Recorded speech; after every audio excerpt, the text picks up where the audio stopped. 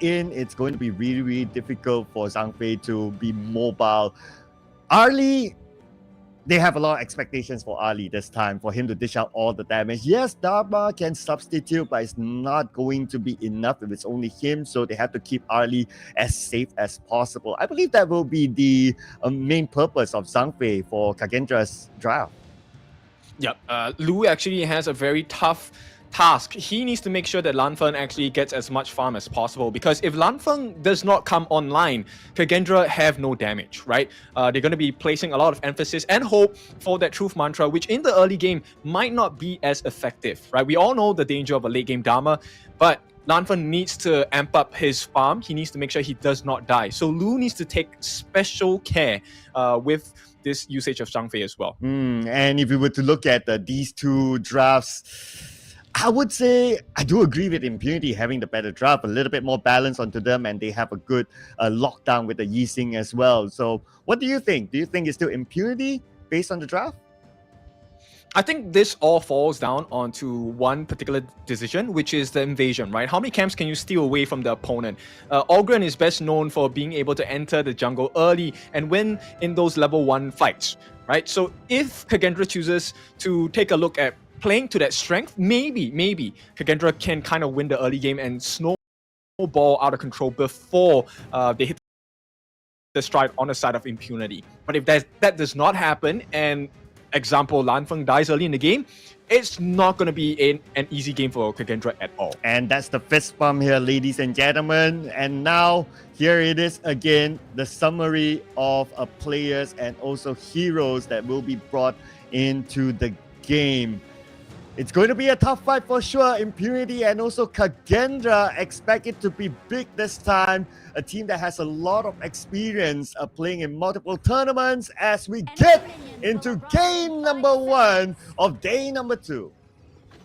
All right, so day number 2, expectations are high for both teams. Now they're representing very different regions, right? This is the wildcard region coming out from Impunity and Indonesia region coming out from Kagendra. Now this first skirmish looking a little bit more spicy because Impunity, I think they want to allow as much farm going into Up's hands as possible. And this is one of the big win conditions, right? If you can win that farm lane gold accumulation, essentially you have secured a early to mid game victory.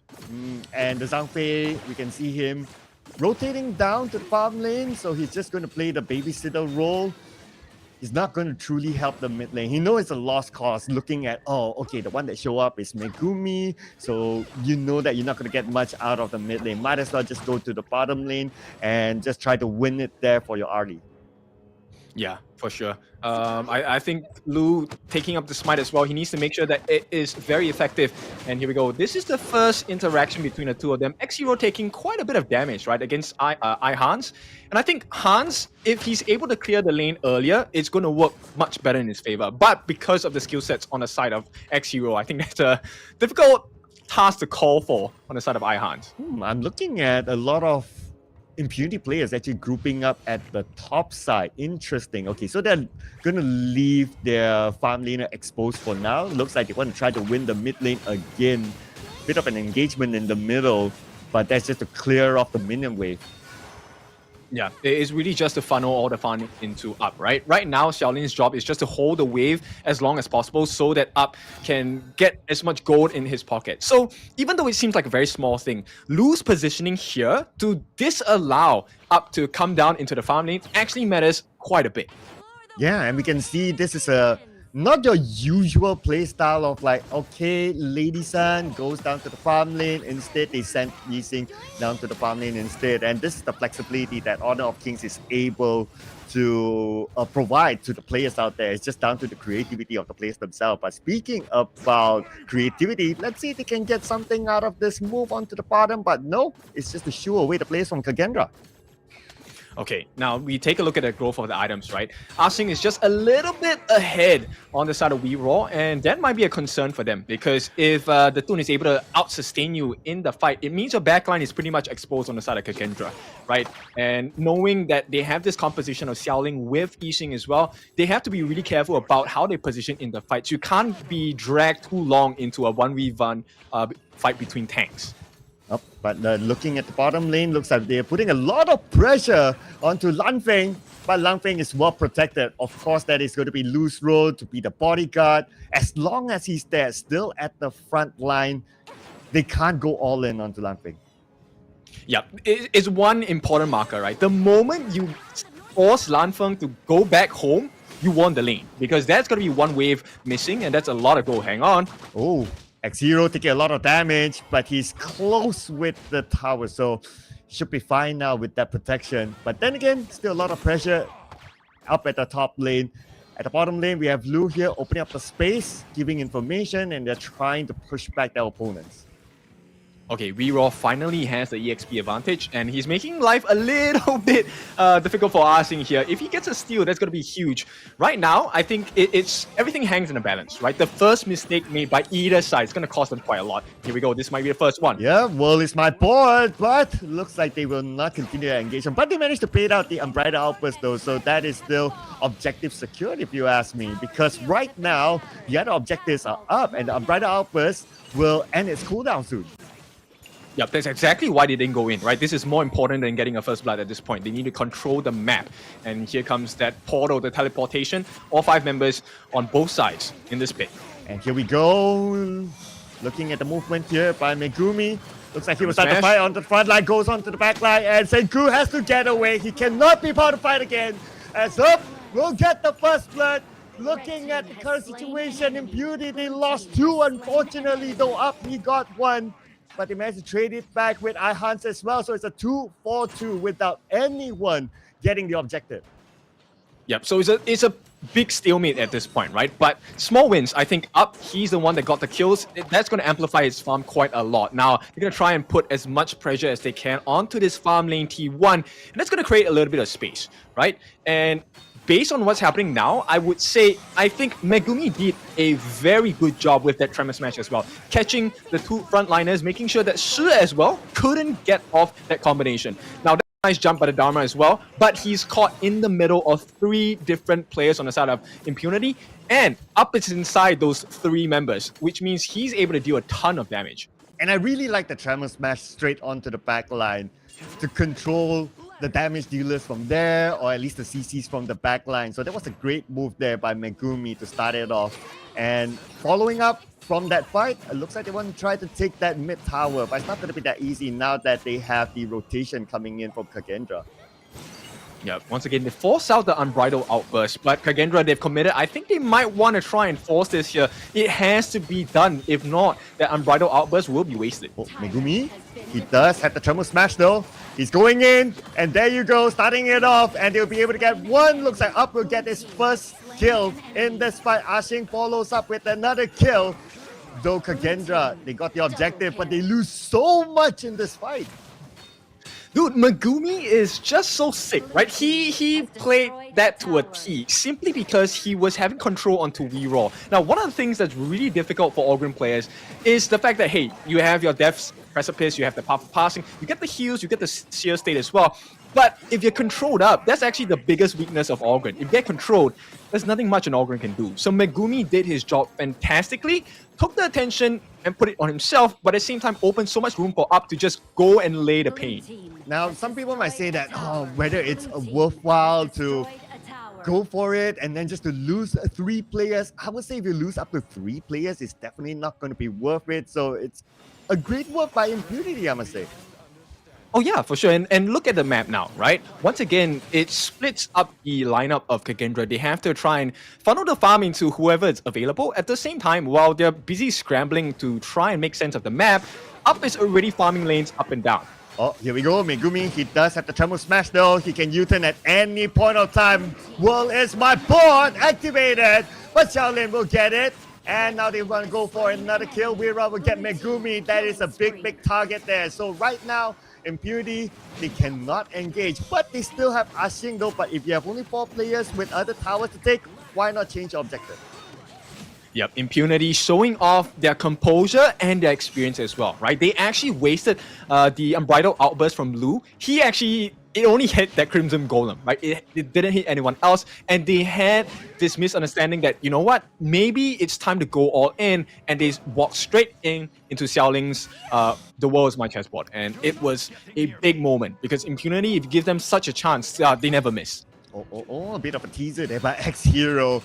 But be careful not to be caught. He's giving a lot of vision though towards his other teammates, but look at what's happening at the bottom lane. Up is pressuring the bottom lane together with Asing, and now they're dominating the bottom jungle side. Yep, he's 1,000 gold ahead of his counterpart Lan Feng here, and it's not looking pretty because the T2 on the mid is going to be taken down. This is a lot of vision taken away from Kagendra and a lot of safety as well. Oh, and here we have it, Xiaolin alone right in front of Lu, but just opening up the vision, opening up the jungle. They're not allowing Kagendra to come out. They're choking Kagendra back. Yep, that's a dwindling of resources as well. Every single camp that they take away from the side of Kagendra actually amplifies the farm so much. We Raw now, he's in a very tight position. Yes, he does have Blood Rage, but it's going to take a lot more because Megumi has been on him this entire game. Now going to put focus onto the top tower. There's nothing much that Kagendra can do right now. I mean, you kind of think about it like how Kagendra is going to initiate. Yes, you have Lu with the Unbridled Outburst at this moment, but you need to have a good position for him to be able to use the Unbridled Outburst well, and also the position of his other teammates. Without that, it could be wasteful. Yep, it's difficult, right? Because now Daybreaker has been completed by Up, so that's a ton of damage, right? The 3 core items, Shadow Ripper with the Eternity Blade as well. So he's already having critical damage. He's has a lot of attack speed as well. But more importantly, if you take a look at Megumi's lineup, in terms of itemization, he's really close towards that Frigid Charge, which means his Tremor Smash is going to be evolved into a much more dangerous beast, because when he uses that ultimate, he gets to freeze them at that space as well. So it's not a pretty picture on the side of Kagendra. Yeah, on top of that, he does have a 1 level gap with Lu as well. So that's a comparison just to see how big the gap is between the two teams. Now it looks like they're going to start it off again. Unbridled Outburst will be used. He is tanky enough. He'll be able to withstand inside of the box, but that's as much as he can do. Yep, Miro is going to try, but pushed away once again by Megumi. Oh, Asing got it.